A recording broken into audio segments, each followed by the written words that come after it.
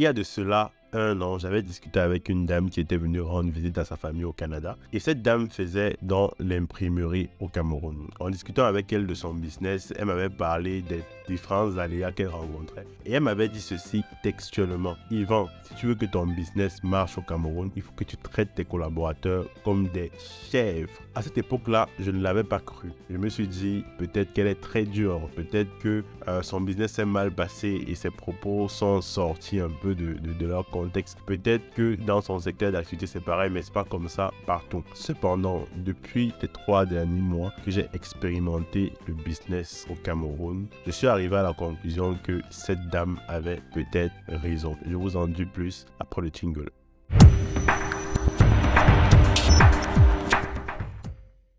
Moi, c'est Yvan, bienvenue sur ma chaîne. Ici, on parle de business. Imagine-toi que tu es en Europe, au Canada, aux États-Unis. Tu as eu à faire des études pendant longtemps, à travailler et épargner une grosse somme. Et là, tu décides d'aller entreprendre en Afrique, dans ton pays natal. Peut-être que c'est au Sénégal, peut-être c'est au Cameroun, peut-être c'est en Côte d'Ivoire. Et quelques mois après avoir commencé à entreprendre, tu fais face à des difficultés que tu n'as même pas soupçonnées avant d'arriver sur le continent. Dans cette vidéo, je vais te parler de l'un des plus gros problèmes que rencontrent les entrepreneurs de la diaspora qui viennent entreprendre ou investir en Afrique. J'ai fait une première vidéo sur le sujet. Si tu ne l'as pas encore regardé, clique sur le lien qui s'affiche et va la regarder parce qu'il y a des éléments dans cette vidéo qui vont te permettre de comprendre le déroulé de celle-ci. Je trouve que sur le continent, il y a un gros problème de compétences et de confiance. Au Cameroun, je travaille sur un projet d'ouverture de supermarché. Et en général, dans les supermarchés, au Cameroun, il y a des espaces boulangerie. Et pour faire cet espace boulangerie, généralement, on fait appel à des constructeurs en bois ou alors des menuisiers pour qu'ils viennent faire le revêtement de cet espace-là. Et donc, dans le cadre de mon projet,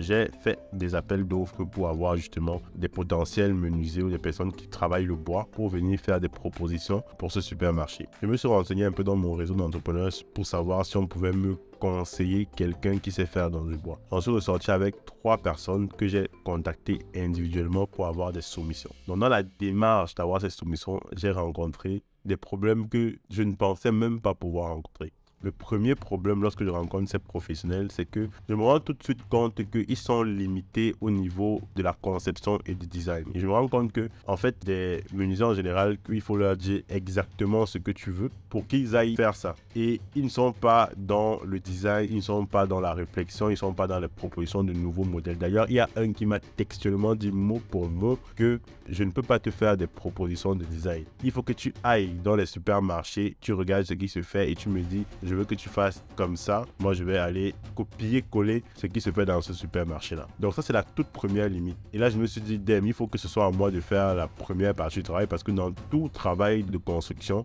la conception fait partie de moins 25% de la charge de travail, en fait. Et ne trouvant pas un menuisier qui peut concevoir, je me suis dit que moi-même, je vais aller faire le tour des supermarchés pour voir ce qui se fait. Je vais faire le tour des supermarchés en Occident. Je vais regarder ce qui se fait sur Internet et c'est ce que j'ai entrepris de faire. Une fois que je l'ai fait, évidemment, je ne pouvais pas tomber sur le design parfait. Donc, le résultat était un peu un mix de plusieurs designs que j'avais vus sur des sites comme Pinterest, etc. Et que je voulais finalement rassembler, du moins combiner pour avoir un design final. Donc, je suis allé faire ce travail-là qui m'a pris à peu près 1 à 2 semaines. J'ai rappelé les différents prestataires et je leur ai présenté la chose. Je me suis dit, OK, au moins, j'ai fait, on va dire, 50% du travail de conception pour vous. Est-ce que vous pouvez utiliser ces photos-ci pour finalement me proposer quelque chose? Le premier m'a dit, non, en fait, il faut que tu dessines exactement ce que tu veux pour que je puisse le faire. Je lui ai dit, mon père, franchement, ce que tu me demandes là, c'est un peu trop. Je ne suis pas designer de bois, donc je l'ai mis de côté. Le second et le troisième ont demandé de visiter les lieux. Ils ont visité les lieux.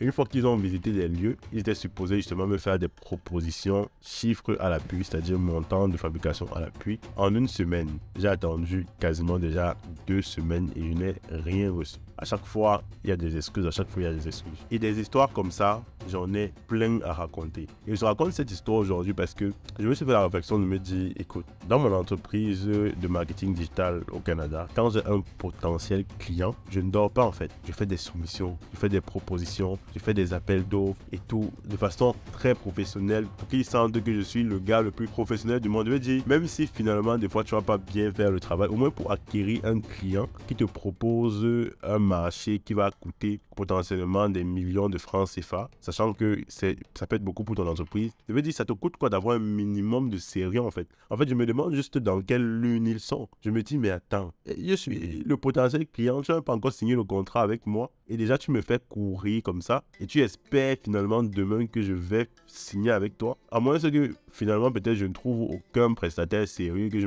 sois peut-être forcé finalement de se signer avec un prestataire médiocre parce que je ne vais pas faire venir quelqu'un de Dubaï pour venir faire la fabrication en bois au Cameroun. Donc peut-être c'est la situation qui va m'arriver en fait. Je sais pas. D'ailleurs, si vous connaissez des prestataires sérieux dans le domaine du bois qui peuvent faire des conceptions de revêtements de boulangerie, n'hésitez pas à me les donner en commentaire parce que j'en ai vraiment besoin dans les prochaines semaines. Et finalement, je me rends compte que dans tous les secteurs d'activité, c'est vraiment pareil parce qu'on pourrait prendre le raccourci de se dire que les menuisiers ne sont pas sérieux, mais je me rends compte que dans tous les secteurs d'activité, c'est pareil. Dans mon entreprise de marketing digital, j'embauche beaucoup d'Afrique. J'ai embauché des Kenyans, j'ai embauché des Camerounais, des Sénégalais, des Ivoiriens. Et le roulement, il est énorme parce que des fois, je me sépare de certaines personnes en une semaine, je me sépare de certaines personnes en un mois, en 3 mois, parce qu'il manque juste de sérieux. Surtout que dans cette entreprise-là, je sers des personnes en Occident. Donc, le sérieux est un impératif. En fait, le manque de sérieux est une impossibilité. Parce que quand tu as une entreprise encore qui sert des clients en Afrique, tu peux te dire, ok, les Africains, ils sont habitués peut-être à un manque de sérieux, ça pourrait passer même là. Mais quand tu as une entreprise qui sert en Occident et que tu recrutes des Africains, c'est tolérance zéro en fait. Et je me suis rendu compte que même des gens qui ont de la compétence, des fois, ils n'ont pas du sérieux. Et pour trouver des gens déjà qui ont de la compétence, c'est très difficile. Et même des fois, quand tu trouves cette compétence-là, le sérieux, il n'est pas là en fait et ça dilue complètement. Et je vais terminer la vidéo pour dire que de grâce, il ne faut plus confondre intelligence et compétence parce que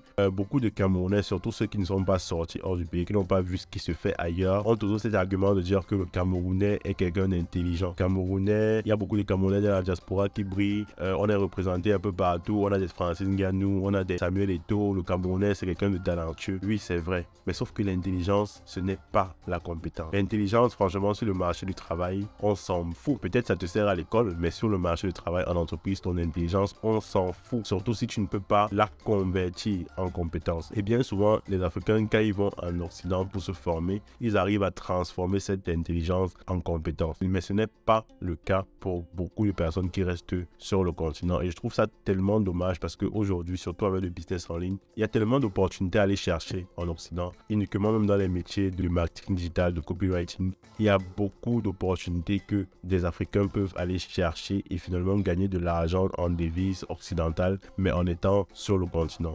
Aujourd'hui, il y a ChatGPT qui peut permettre à n'importe qui avec une petite jugeote de faire des textes de vente, bien sûr avec une petite formation. Les métiers de monteur vidéo, les métiers de Google Ad Manager, les métiers de graphic designer sont énormément de métiers qui sont demandés aujourd'hui dans la création de contenu et dont les Africains pourraient vraiment en bénéficier. Mais pour ça, il faut s'aligner au niveau de compétences et d'exigence des autres continents. Alors, c'était tout pour cette vidéo. Si toi aussi tu es en Afrique et si tu as fait face au manque de compétences cruelles des Africains, n'hésite pas à me dire en commentaire qu'est-ce que tu en penses. Si tu as un avis complètement différent du mien, j'aime bien les débats. Dis-moi en commentaire qu'est-ce que tu penses. Est-ce que tu penses que les Africains sont à la hauteur finalement des marchés occidentaux, à la hauteur des marchés asiatiques, ou alors tu penses comme moi qu'on a beaucoup de travail à faire dans ce domaine-là. Allez, je te dis à très bientôt pour la suite. Hey, n'oublie pas de partager la vidéo. Allez, bye.